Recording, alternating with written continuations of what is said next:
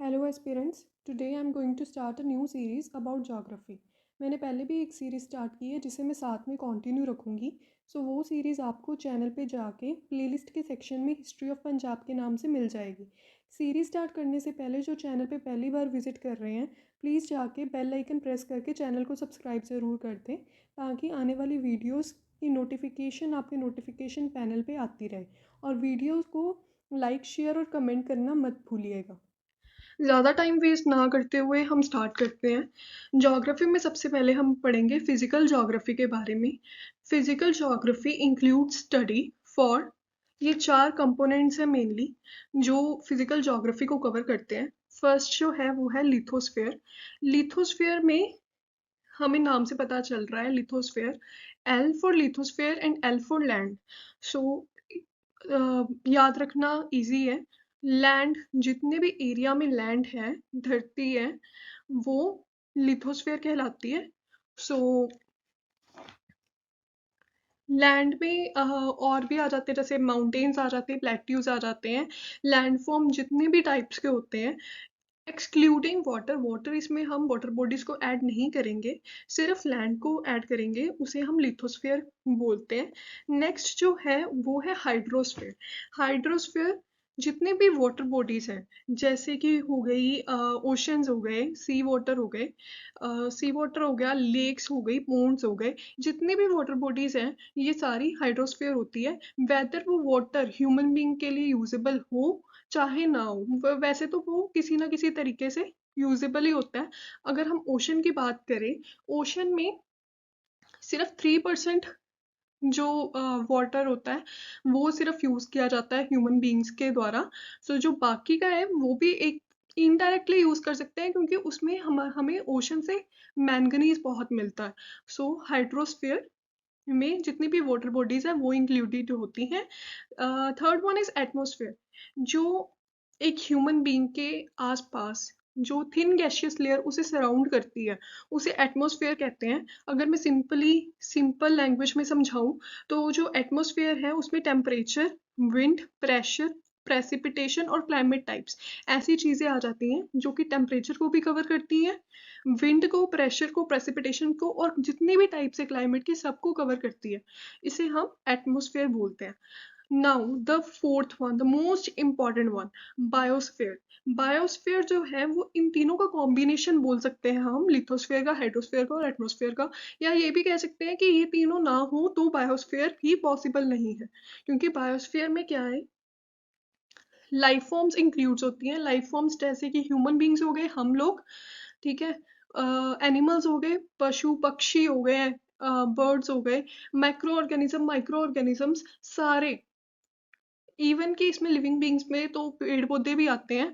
पेड़ पौधे भी इसी में इंक्लूड होंगे। इन सब के लिए लिथोस्फीयर होगा, हाइड्रोस्फीयर होगा, एटमॉस्फेयर होगा, तभी इनकी लाइफ पॉसिबल है। ठीक है। और अगर हम उल्टा बात करें कि लाइफ फॉर्म होगी तभी इन तीनों का महत्व है। सो चारों आपस में जुड़े हुए हैं। ये थी फिजिकल ज्योग्राफी। अब हम इसके बारे में वन बाय वन पढ़ते हैं। अगर हम बात करें structure and composition of earth की, तो सबसे पहले हमने पीछे फर्स्ट टाइप पढ़ी थी फिजिकल ज्योग्राफी की, लिथोस्फेयर के बारे में। लिथोस्फेयर के बारे में बात कर लेते हैं। On the basis of relative position, density and composition of earth. अगर हम रिलेटिव पोजीशन और डेंसिटी के बेसिस में देखें, तो जो कंपोजिशन ऑफ अर्थ है वो समराइज करती है कि जो अर्थ की 3 लेयर्स हैं, 3 डिफरेंट टाइप्स ऑफ लेयर्स हैं अर्थ की, जो कि उसके स्ट्रक्चर को आइडेंटिफाई करती हैं। जो हम इसकी 3 लेयर्स है उसके बारे में पढ़ लेते हैं। जो first one is crust, second is mental, third is core. Diagram में भी देख लेते हैं एक बार। जो बाहरी परत है अर्थ की, इसमें डायग्राम में मैंने दिखाया है कि जो बाहरी परत है उसे हम क्रस्ट बोलते हैं, उसके अंदर वाली परत को मेंटल बोलते हैं, और जो सबसे अंदर परत होती है, सबसे अंदर, द मिडल ऑफ अर्थ भी बोल सकते हैं ऐसे, उसे इनर कोर भी कहा जाता है, और जो इनर कोर के बाहर वाली परत होती है उसे आउटर कोर कहा जाता है। डायग्राम से एक बार देख लीजिए। अब बात कर लेते हैं क्रस्ट के बारे में। क्रस्ट जो है आउटर मोस्ट, दैट इज़ ऊपरी परत होती है अर्थ की, इसको थिनेस्ट लेयर भी कहा जाता है। क्रस्ट को दो टाइप्स में बांटा गया है। पहली है कॉन्टिनेंटल क्रस्ट और दूसरी है ओशनिक क्रस्ट। कॉन्टिनेंटल क्रस्ट जो है उसको हम लिथोस्फीयर से भी जोड़कर याद कर सकते हैं। जैसे कि लिथोस्फीयर में लैंड कवर होती है और लैंड पे ही कॉन्टिनेंट्स है, तो ऐसे इसे याद किया जा सकता है। वही दूसरी तरफ ओशनिक को हाइड्रोस्फीयर से जोड़कर याद कर सकते हैं। हाइड्रोस्फीयर में वाटर बॉडीज़ होती है, वाटर बॉडीज़ में ओशंस आते हैं, तो ओशनिक क्रस्ट हाइड्रोस्फीयर क्रस्ट से जोड़ के याद की जा सकती है। कॉन्टिनेंटल क्रस्ट ग्रेनाइट के कंपोनेंट से बनी हुई है और जो ओशनिक क्रस्ट है वो बेसल्टाइन से बनी हुई है और इसकी थिकनेस 5 to 10 किलोमीटर तक की है। The outermost layer of Earth is crust. जो सबसे बाहरी परत है अर्थ की उसे क्रस्ट बोलते हैं और सरफेस ऑफ अर्थ भी बोला जाता है। This comprises the continents and ocean basins and therefore it has been classified into continental crust and oceanic crust. पीछे बढ़ा हमने कि ये जो कंप्राइज करता है ओशन बेसिन्स के और कॉन्टिनेंट्स के बेसिस पे कंप्राइज करता है।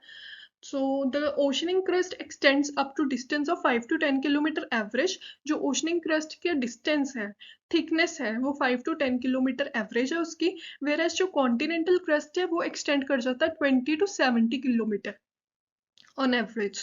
The oceanic crust is mainly composed of basaltic igneous rocks, mainly of silica and magnesium, and therefore also called seamarion.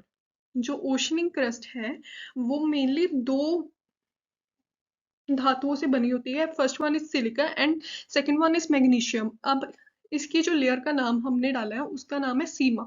सीमा कैसे? सिलिकॉन का एसआई ले लिया, ये देखो सिलिकॉन का एसआई ले लिया और मैग्नीशियम का एमए ले लिया, सीमा बन गया oceanic crust. The continental crust is composed of crystalline and granitic rocks, mainly of silica and aluminium. अगर हम इसमें से SI ले लें, सिलिका का SI और एल्यूमिनियम का Al, तो ये बन गया सियाल। ये होता है सियाल लेयर। अब इसको याद रखने का तरीका बता देती हूँ। सिलिका जो है दोनों में कॉमन है, ओशनिंग और कॉन्टिनेंटल में। सो सिलिका तो कॉमन हो गया, ठीक है। मैग्नीशियम जो है वो ओशनिंग में है, ओशनिक क्रस्ट में है, और जो एल्यूमिनियम जो है वो क्रिस्टलाइन में है। सो सीमा लेयर ओशनिक क्रस्ट का हो गया और सियाल लेयर जो है वो कॉन्टिनेंटल क्रस्ट का हो गया, है ना easy.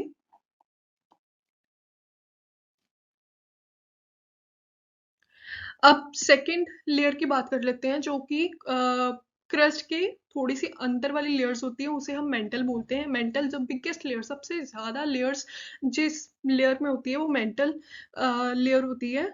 Mental layer the biggest layer of the earth. इसे भी हम दो टाइप्स में बांटते हैं। First one is upper mantle, जो सबसे ऊपर होती है, क्रस्ट के साथ जुड़ती है जो, और लोअर मेंटल जो कोर के साथ जुड़ती है, ठीक है। जो अपर मेंटल होती है वो top part plus crust lithosphere होता है और ये 350 टू 670 किलोमीटर की थिकनेस होती है इसकी। और जो लोअर मेंटल होती है सॉलिड हॉट रॉक होती है, can flow like liquid. Hot rock है जो कि फ्लो करती है as a liquid.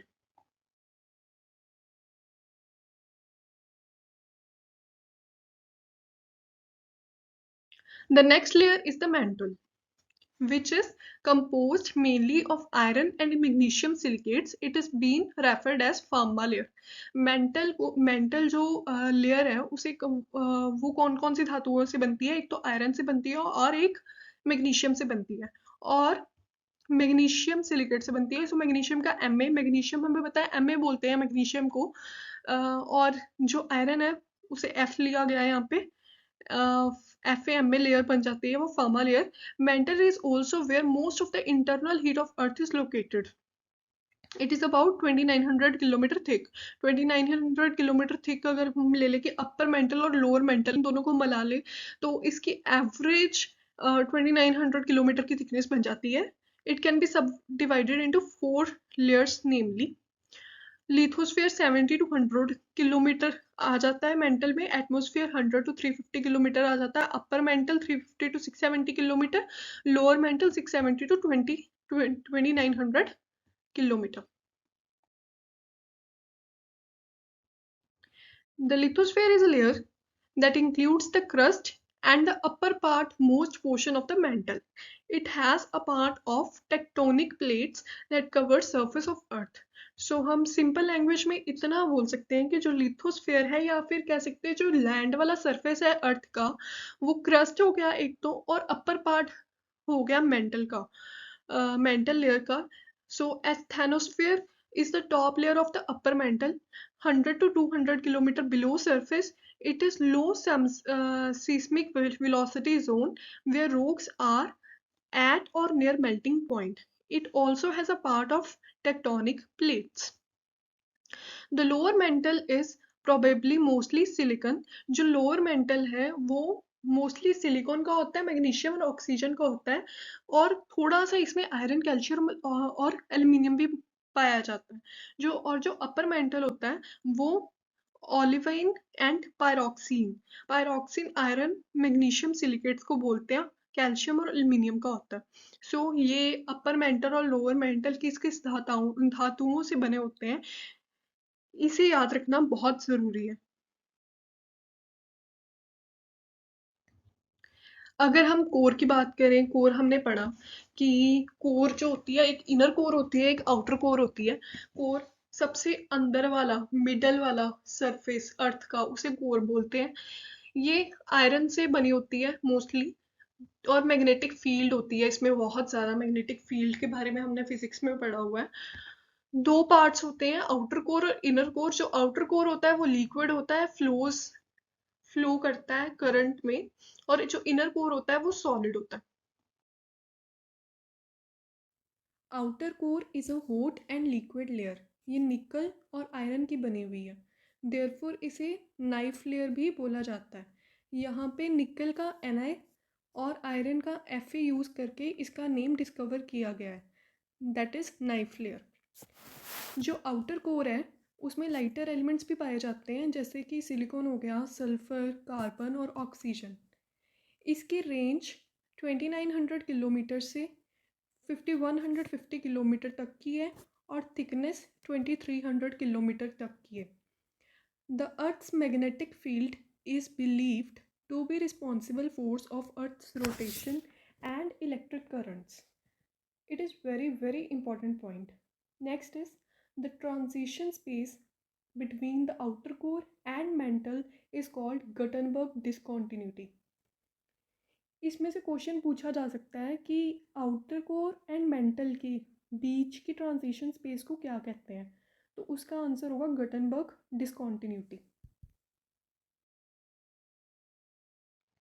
This layer stretches from, ये जो लेयर है आउटर कोर जो है वो स्ट्रेच कर जाती है 5150 किलोमीटर से 6370 किलोमीटर तक, एंड नियरली 1200 किलोमीटर थिकनेस होती है इसकी. जो इनर कोर है वो मोस्टली सॉलिड आयरन की बनी होती है, और लिटिल अमाउंट ऑफ निकल होता है इसमें. ज़्यादातर आयरन होता है सॉलिड वाला, और निकल बहुत थोड़ी मात्रा में पाया जाता है. It is unattach to the mantle. Mantle से इसका कोई भी अटैचमेंट नहीं होती है, ये बिल्कुल अलग होती है, क्योंकि इसके ऊपर जो है आउटर कोर होता है, इनर कोर के ऊपर आउटर कोर होता है, देन मेंटल आता है, and is suspended in the molten outer core.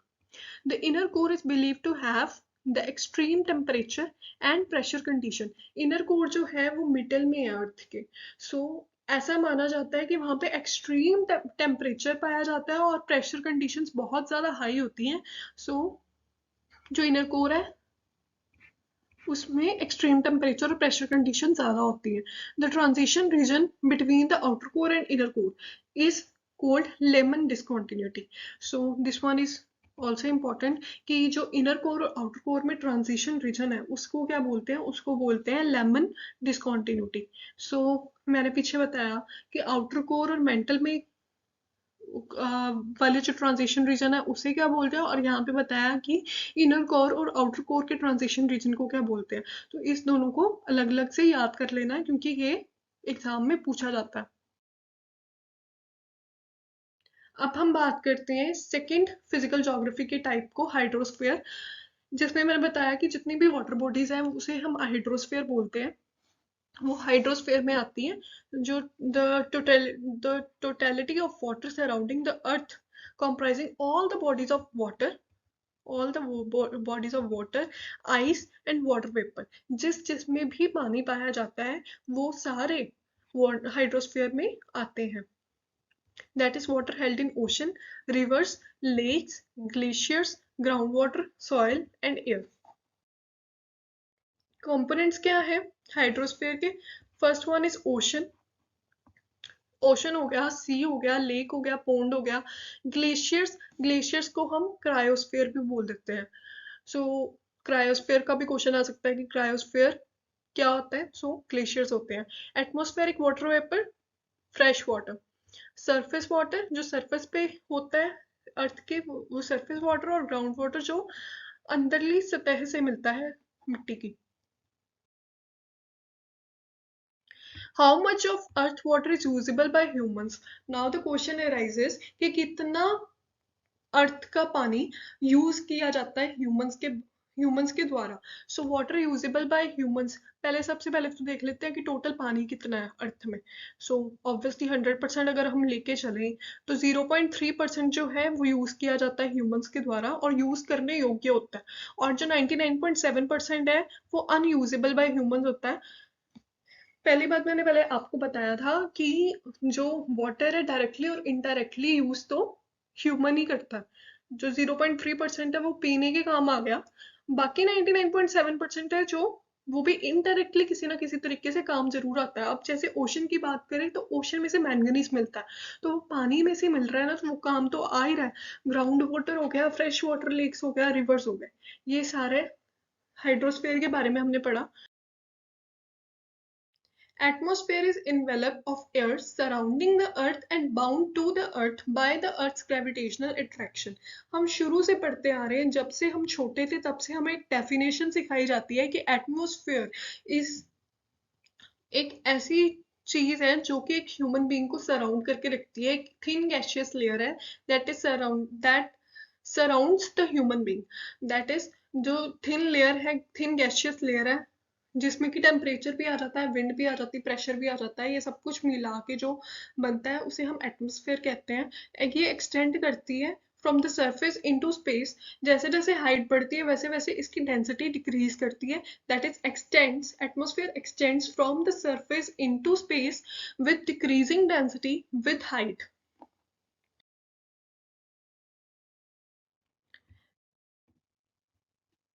The atmosphere is comprised of layers based on temperature. These layers are troposphere।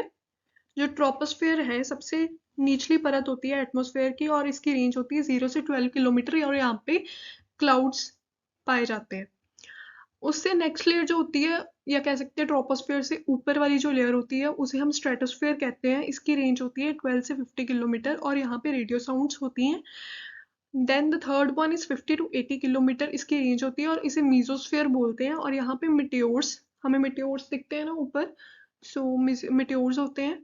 Thermosphere 80 to 700 kilometre इसकी range है और यहाँ पे स्पेसक्राफ्ट चलते हैं, थर्मोस्फेयर में ही चलते हैं।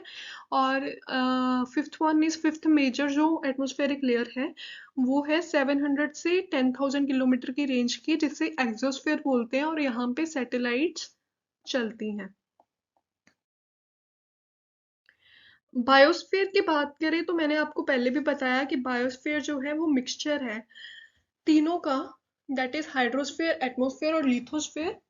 और अगर ये तीनों ना हो तो बायोस्फीयर पॉसिबल नहीं है, और अगर बायोस्फीयर ना हो तो इन तीनों का कोई महत्व नहीं है। Biosphere includes all life forms including human beings, macroorganism, microorganisms, plants, etc. Definition of biosphere ये भी देख लेते हैं। The biosphere is the global sum of all ecosystem. It can also be termed the zone of life on Earth. A closed system apart from solar and cosmic radiation heat from the interior of the Earth and largely self-regulating. Biosphere जो है lithosphere, hydrosphere और atmosphere के बिना possible नहीं है। और biosphere जो अगर नहीं होगा तो लिथोस्फेयर, एटमॉस्फेयर और हाइड्रोस्फेयर का भी कोई मतलब नहीं रह जाता है। सो इन चारों को मिला के ही फिजिकल ज्योग्राफी कंप्लीट होती है। जो थी ये था सारा फिजिकल ज्योग्राफी के बारे में। Thank you so much. अगर आपको मेरी वीडियो पसंद आई हो और आपको मेरा कंटेंट सच में अच्छा लगा हो तो सबसे पहले जाके चैनल पे बेल आइकन को प्रेस करके सब्सक्राइब ज़रूर कर दीजिए और लाइक, शेयर और कमेंट करना बिल्कुल मत भूलिएगा। मिलते हैं नेक्स्ट पार्ट में सीरीज़ के, जिसमें मैं आपको बताऊंगी कॉन्टिनेंट्स के बारे में, टाइप्स ऑफ कॉन्टिनेंट्स और कितने कॉन्टिनेंट्स है टोटल, उसके बारे में हम डिटेल में बात करेंगे। Thank you so much for watching.